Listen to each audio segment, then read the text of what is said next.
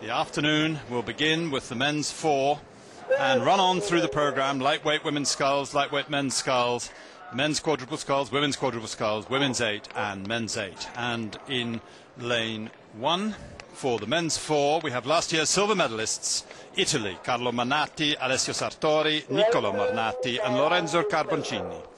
In lane 2 we have Germany 1, Christoph Wilke, Andreas Penkner, Florian Menningen and Matthias Flach. And in case you missed the morning session, this is Germany 2, Haufer, Schiefert, Kofer and Adamski.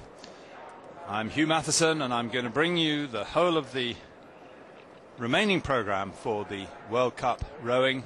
Go on to Lucerne in 2 weeks' time and Poznan 5 weeks from now in the run-in to the Beijing Olympics. Netherlands in lane 4, Matthias Verlenger, Gert Tjirkel, Jan-Willem Gabriels and Gijs Vermeulen.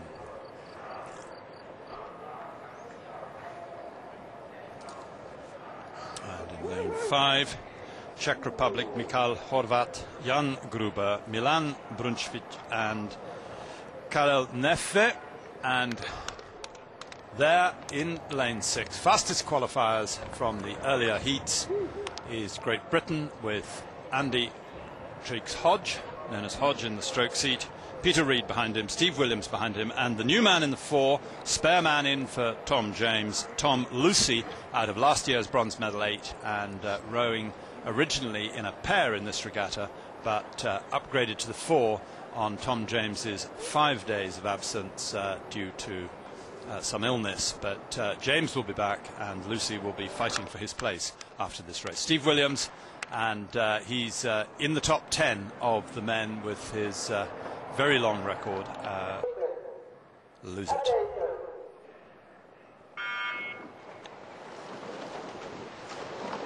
Clean start.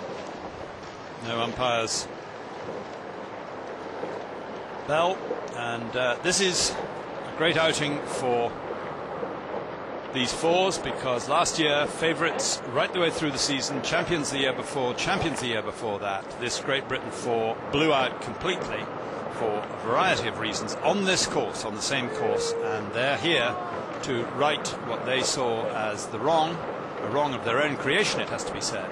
And they have a point to make here, and a point which other crews, Italy, silver medalists in last year's race behind New Zealand, and the Netherlands bronze medalists. That's the Netherlands crew in film, Gijs Vermeulen in the stroke seat, and that crew was 3rd last year and will want to make sure, if it possibly can, that it stays ahead of Great Britain. But it's not doing so at the moment, because as we move into the 2nd minute, Great Britain have pulled out a half a length lead.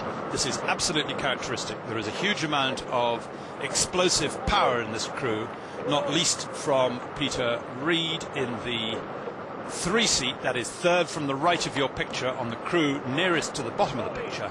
And Reid there, he has had his vital capacity, that is the size of his lungs in just taking in air, he has had that measured at just over 9 litres. I challenged the men's chief coach Jürgen Grobler about that measurement. At 500 metres, Great Britain leading by 2 seconds over Czech Republic, and another half a second back to the Netherlands.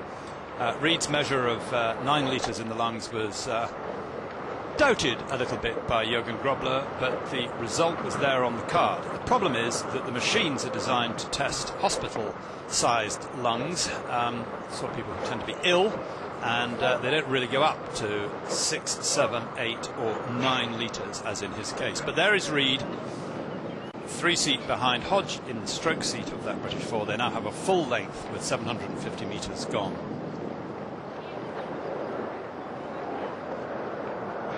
The field stretched out, and over there on the far side we can see Germany 1 with Christoph Wilke in the stroke seat, back to Matthias Flach in the stroke seat. Wilke in bow and Flach in stroke, and they are holding on with Holland pulling out into 2nd place, just ahead of Czech Republic in lane 5, and so that is a reversal in that second 500. Czech Republic just slipping back a bit while under real pressure from Holland on their right, and the German blades for Germany 1 just at the top of your picture there, also holding onto Holland and pressurizing Czech Republic. The angle as they come up to the halfway course is a bit deceptive, because you can see now that Great Britain is in the lead with a full half length over Germany and Holland in that order, followed by Czech Republic, Germany 2, and Italy over on the far side. Silver medalists last year, but not really able to hang on. Italy, a very seasoned crew with Carlo Mornati and his brother Niccolò Mornati. Niccolò Mornati, at 28 years old, is the youngest member of that crew, and 32 for Lorenzo Carboncini, 32 for Alessio Sortari, and 36 for his older brother Carlo Mornati. So they have all the experience in the world. They've been winning races at this level for ages, but they're over on lane 1 and they're in 6th place at the moment.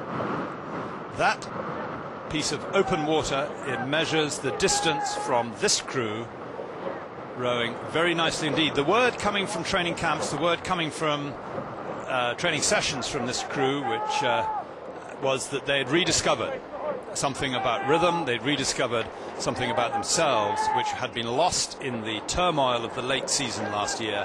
And I think it's reasonable to say that on the evidence of this race, they found it. Now, Lucy, in the bow seat, there's 3 of them are meant to be in that 4, selected for that 4. Lucy in the bow seat is just a spare man, and they didn't take the next ranked spare man, who was rowing in the 8, but they actually dropped right down the list to 13th ranked in the UK. Lucy, although he was a bronze medalist last year in last year's 8, he's 13th ranked in the UK. He's in this 4, and with a great race going on for silver, bronze and 4th place. Behind them, they are nevertheless 6.5 seconds clear of the field. Germany holding on to 2nd place there at 1500 metres, 6.6 seconds behind the leaders, 6.86, that's 7.7 of a second behind the Netherlands in bronze medal position, and just behind them Czech Republic in 4th.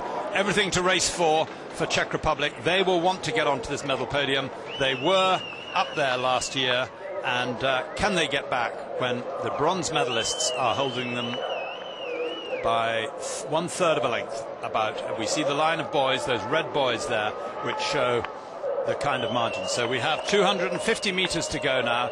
The British 4 miles clear, totally in command of this race. There is nothing going on there to challenge for gold, but by golly, there's a race here developing. Of those 3 crews, 1 will take silver, 1 will take bronze, and 1 will take 4th place.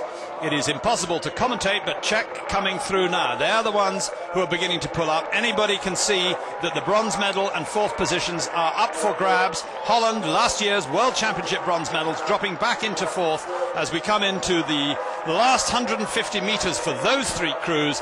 Last 100 metres for Great Britain. They are 40 metres clear of the field and striding towards the finish without increasing the rate, just making an absolutely masterful display. This is a huge margin at this level. Czech Republic now come back into 2nd place, Germany in bronze, and in unlucky 4th place we have last year's bronze medalists Holland, and they will be followed across the line by Italy in 5th and Germany 2 in 6th place.